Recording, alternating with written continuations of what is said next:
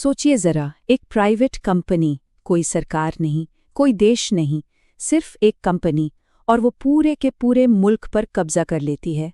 सुनने में अजीब लगता है ना, पर ये कहानी है इंग्लिश ईस्ट इंडिया कंपनी की। और चलिए आज इसी की पूरी कहानी को परत दर परत समझते हैं।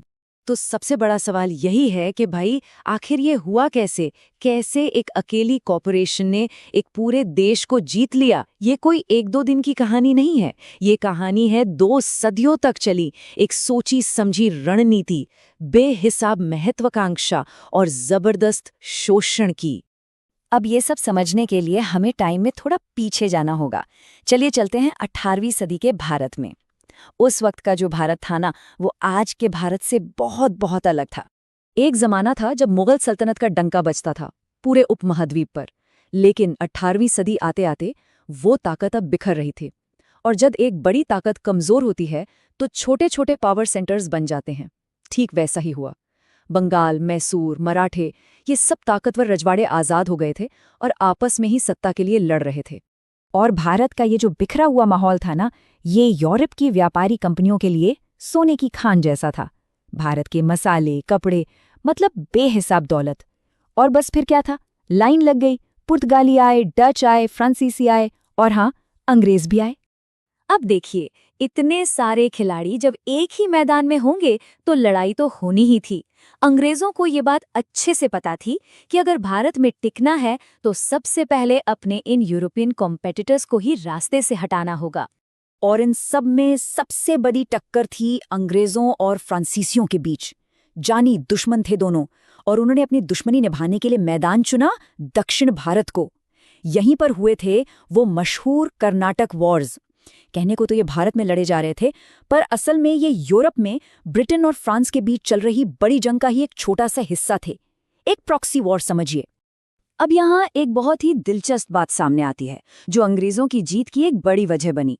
देखिए, एक तरफ थी इंग्लिश ईस्ट इंडिया कंपनी, जो एक प्राइवेट कंपनी थी, मतलब फुर्तीले फैसले, सारा फोकस सिर्फ और सिर्फ मुनाफे पर। और दूसरी तरफ थी फ्रांसीसी कंपनी, जो थी सरकारी, मतलब ढीले ढाले फैसले, लाल फीताशाही और राजनीति में फंसी हुई। और हाँ, एक और बहुत बड़ा फर्क था, अंग्रेजों की नौसेना, जो उस वक्त समंदर की बेताज बादशाह मानी जाती थी। अच्छा, तो यूरोपियन कंपटीशन तो अब साइड हो गया। अब कंपनी ने अपना पूरा ध्यान लगाया भारत के अंदरूनी राजनीति पर, और यहीं से शुरू हुआ उनका असली खेल। यहीं पर उन्होंने वो चाल चली जो उनकी कामयाबी का सबसे बड़ा हथियार बनी। उनकी स्ट्रैटेजी, जिसे हम फूट डालो और राज करो कहते हैं, सुनने में बड़ी सिंपल थी पर थी बहुत असरदार। 4 स्टेप का सीधा सा फॉर्मूला था। स्टेप 1, देखो कि कौन से 2 राजा आपस में लड़ रहे हैं।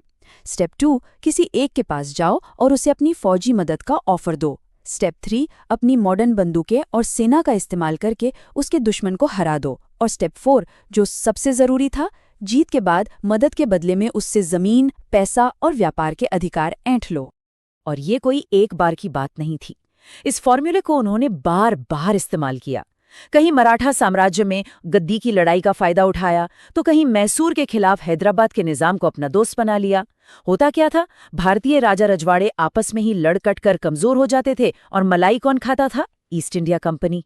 कंपनी के लिए अब तक तो सब सही चल रहा था, लेकिन उनके मास्टर प्लान का सबसे बड़ा, सबसे जरूरी हिस्सा अभी भी बाकी था।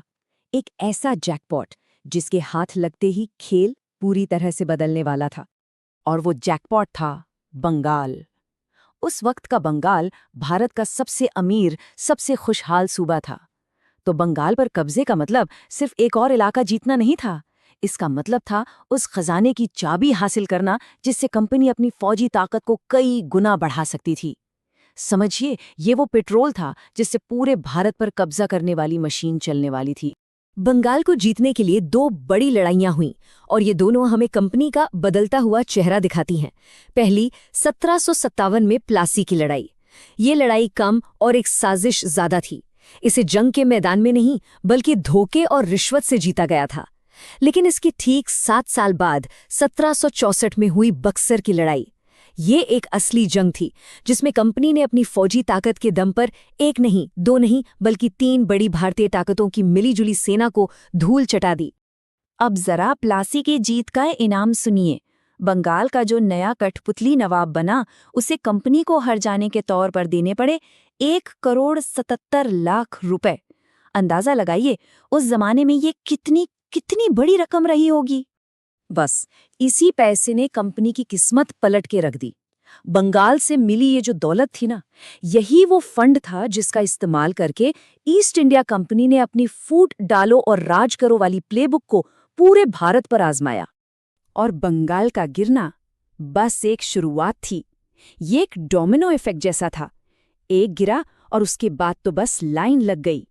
पूरे भारत में कंपनी की ताकत रॉकेट की रफ्तार से बढ़ने लगी। इस टाइमलाइन पर नजर डालिए तो समझ आता है कि सब कितनी तेजी से हुआ। 1764 बंगाल पर कब्जा पक्का, 1799 मैसूर का किला भी ढह गया और 1818 आते-आते मराठा साम्राज्य जैसी बड़ी ताकत ने भी हार मान ली। मतलब सिर्फ 50-60 साल के अंदर जो कंपनी कभी दूसरी ताकतों की तरह ही थी, वो अब पूरे के पूरे भारतीय उपमहाद्वीप की बेताज बादशाह बन चुकी थी। तो पूरी कहानी का सार क्या है? एक प्राइवेट कंपनी जो व्यापार करने आई थी, उसने एक सिंपल सी प्लेबुक बनाई। पहले अपने यूरोपियन कॉम्पिटिटर्स को हटाओ, फिर भारतीय राजाओं को आपस में लड़ाओ और बंगाल जैसे अमीर सूबे के पैसे से अपनी ताकत बढ़ाते जाओ। और इसी प्लेबुक के दम पर वो एक ट्रेडिंग कंपनी से एक साम्राज्य बन गई। तो ये कहानी हमें एक बहुत बड़े सवाल के साथ छोड़ जाती है। जब एक कॉर्पोरेशन की महत्वाकांक्षा इतनी बढ़ जाए कि वो देशों की तकदीर लिखने लगे, तो असली पावर, असली ताकत किसके हाथ में होती है? ये सवाल इतिहास का जरूर है, लेकिन आज भी उतना ही जरूरी है। सोचिएगा जरूर।